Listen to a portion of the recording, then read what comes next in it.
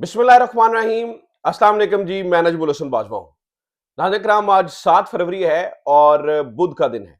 Video के आगाज में ही आपसे दरखास्त है कि अगर आपको हमारी एफर्ट्स अच्छी लग रही हैं और अगर आपको हमारी खबरें तस्दीकशुदा मालूम होती हैं तो चैनल को सब्सक्राइब जरूर कर लीजिए ताकि आपकी मदद से जो इलेक्ट्रॉनिक मीडिया है उसके ऊपर होने वाले प्रोपेगेंडा को काउंटर किया जा सके सही मालूमात से।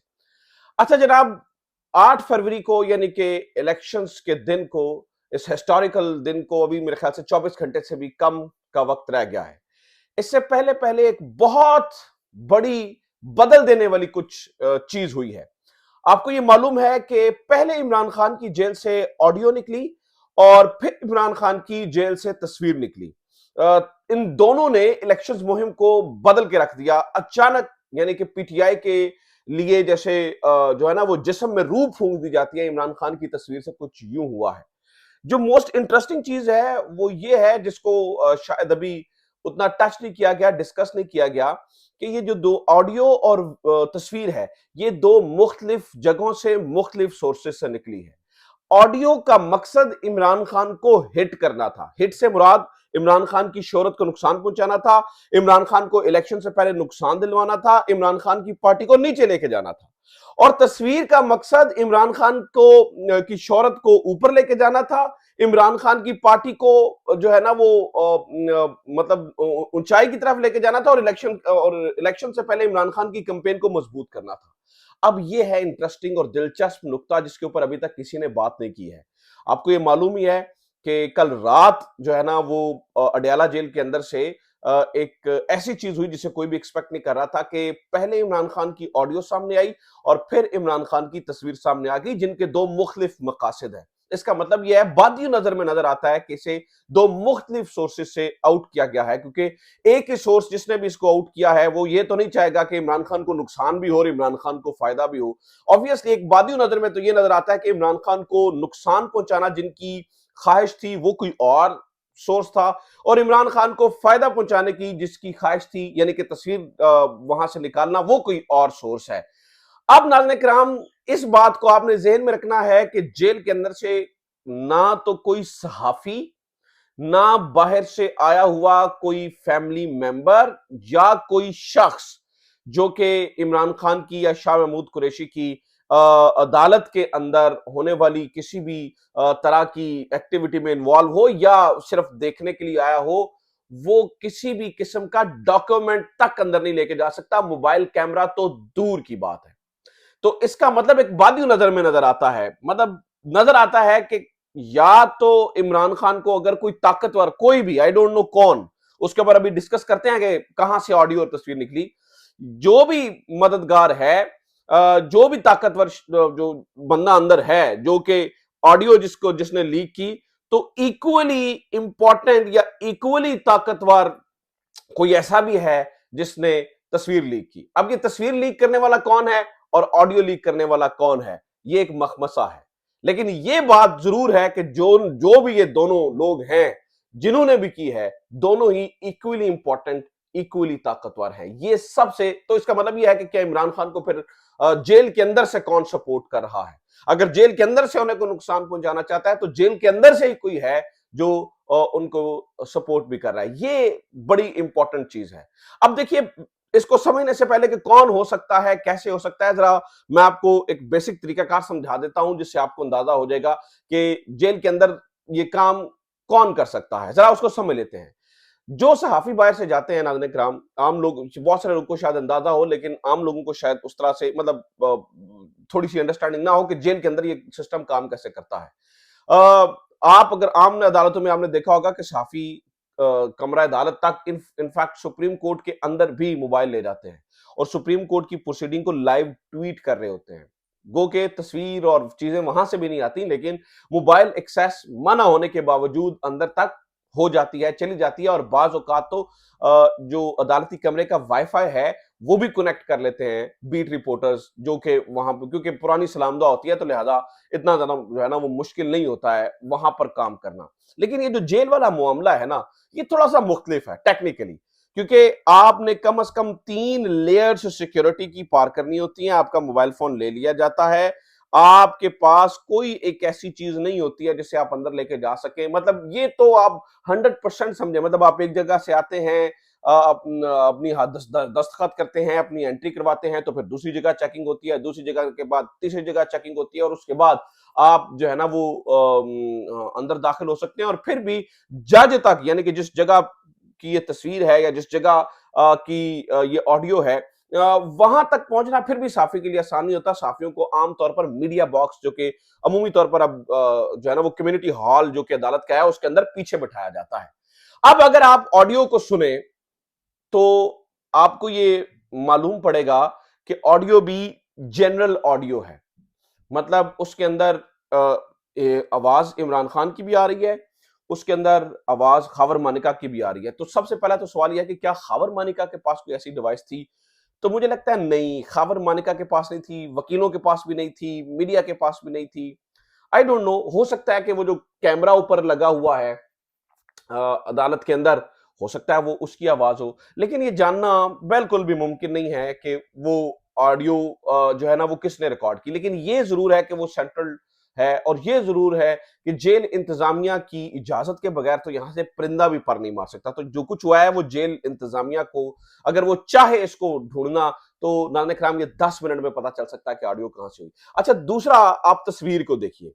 इमरान खान की तस्वीर जो है वो भी जहां इमरान खान खड़े हैं, उनकी साइड से नहीं ली गई है, सामने से। क्योंकि एक साइड पे अबूजर सलमान न्याजी खड़े हैं और साथ पे इमरान खान खड़े हैं, और उनके कान में शाह महमूद कुरैशी कुछ कह रहे हैं। और इमरान खान की जो तस्वीर है वो बड़ा पावरफुल मैसेज दे रही है, यानी कि उनके हाथ में तस्वीर और वो उनने शेव की हुई है और कॉन्फिडेंट है। आपने इस बात को जेहन में रखना है कि जब से इमरान खान जेल के अंदर गए हैं, इस बात को यकीनी बनाया गया है कि इमरान खान की आवाज, इमरान खान की तस्वीर, इमरान खान की परछाई तक बाहर ना जाए। क्योंकि ये सबको मालूम है कि ये एक जो है ना वो बिल्कुल अजीब काम कर सकती है।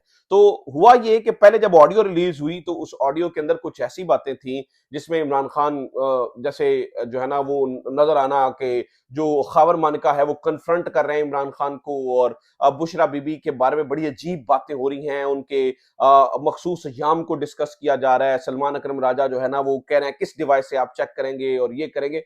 तो इसका मकसद ऑब्वियसली ऑब्वियसली एक बादी नजर में ये नजर आता है कि इमरान खान की पार्टी को जो है वो नुकसान पहुंचे।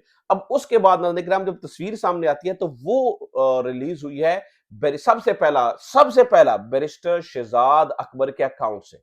इससे भी नजर आता है कि बैरिस्टर शहजाद अकबर के पास ये तस्वीर कैसे पहुंची जो उनके अकाउंट से जा रही है। इससे भी नजर आता है कि ये दो मुख्तलिफ सोर्सेज हैं, ये दो मुख्तलिफ जगहों से आई है। तो ऐसा कैसे मुमकिन है कि अगर एक सोर्स 1 घंटा पहले ऑडियो जारी कर रहा है जिसका मकसद जो है ना वो नुकसान पहुंचाना है, तो दूसरे सोर्स के पास फौरी तौर पे तस्वीर कैसे मौजूद होगी? तो ये भी मैं नाज़रीन आपको बता दूं कि वहां पे मौजूद लोगों ने इस बात को जो है ना वो उसकी तस्दीक की है कि ये जो तस्वीर है ये इमरान खान की है। इमरान खान ने उसमें वही ब्लू कलर का एक लॉन्ग कोट पहना हुआ है जो उन्होंने स्कर्दू तकरीर के दौरान जो है ना वो पहना था। तो इस बात की भी सहाफियों ने तस्दीक की है कि जी इमरान खान ने ये ड्रेसिंग की थी, और जो ये जो पीछे बैकग्राउंड नजर आ रहा है ये अडयाला के कम्युनिटी हॉल का ही है। इसमें भी कोई शक नहीं कि ये अडयाला का कम्युनिटी हॉल है जिसकी जो है वो ये बैकग्राउंड के अंदर जो है ना वो तस्वीर नजर आ रही है। तो अच्छा, अब ये हो गई, तस्वीर भी निकल गई, ऑडियो भी आ गई, हुआ क्या? ऑडियो जिसका मकसद हिट करना था उसके भी नाज़रीन किराम तहरीक इंसाफ के लोगों ने पहले क्या किया, उसके पहले 7 सेकंड के हिस्से को काटा और उसको वायरल कर दिया। अब उसके पहले 7 सेकंड के हिस्से में इमरान खान की आवाज तवाना, गर्जदार और कॉन्फिडेंट मालूम पड़ती है, और फिर सोने पे सुहागा किया इमरान खान की तस्वीर ने। अब नाज़रीन किराम जब ये कैंपेन खत्म हो रही थी और इलेक्शन मुहिम अपने अंजाम को पहुंच रही थी, तो तहरीक इंसाफ को आपको पता है कि किसी ने इलेक्शन मुहिम चलाने नहीं दी है। जब ये सब कुछ हो रहा था तो आप बिलीव कीजिए इस तस्वीर और ऑडियो के रिलीज होने के साथ साथ ही इमरान खान की जो पार्टी है उसकी ऑडियो मुहिम पीक पे पहुंच गई, बूम पे चली गई, और उनकी ऑडियो मुहिम मुहिम जो है वो उसने कमाल कर दिया। लिहाजा तहरीक इंसाफ को जो वहम गुमान और ये सारी चीजें थी, ये एक इशारा भी है कि कोई ना कोई तो है जो भी है जो अंदर से इमरान खान को सपोर्ट कर रहा है या उसकी मदद कर रहा है जेल इंतजामिया में से। मैं अब यही कह सकता हूं, इसके अलावा मतलब मेरे ख्याल से मैं आपको बात समझा पाया हूं कि जो असल कहानी है। तो ये बहुत इंपॉर्टेंट है, इसलिए इसने इस पूरे मामले ने अचानक से हर चीज को जो है ना वो बदल दिया और तहरीक इंसाफ के अंदर जो है ना वो एक नई रूह फूंक दी है। अच्छा, अब जरा दूसरे मामले के ऊपर आ जाए, एक और कहानी भी चल रही है। आज चूंकि नाज़रीन इकराम 7 फरवरी है, तो अभी तक को लेके कुछ अपडेट्स हैं। आज 7 फरवरी को चूंकि इलेक्शन मुहिम का टाइम खत्म हो चुका है, तो क्या-क्या हो सकता है? सबसे पहले तो पोलिंग एजेंट्स का सफाया किया जा रहा है।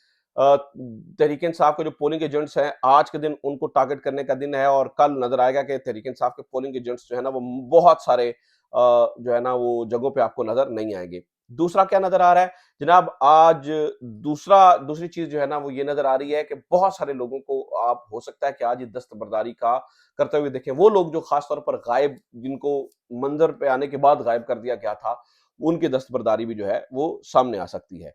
तीसरा क्या इस वक़्त जो है ना वो चल रहा है, नाज़रीन इकराम, आज एक और मामला भी हो सकता है। काबीना ने एक कमेटी बनाई थी जिसके अंदर उन्होंने ये फाइंड आउट करना था कि 9 मई के असल ज़िम्मेदार कौन हैं। तो आज चूँकि काबीना काबीना जो है ना वो 8 फरवरी के बाद तो तहलील हो जाएगी, जब नया हैंडओवर होगा और इलेक्शंस हो जाएँगे तो उनकी तो मैंडेट खत्म हो जाएगा। तो हो सकता है आज ही काबीना उसके ऊपर भी कोई रिपोर्ट दे दे, कोई कुछ कह दे और इसके ऊपर जो है ना वो चीज़ें हो जाएँ।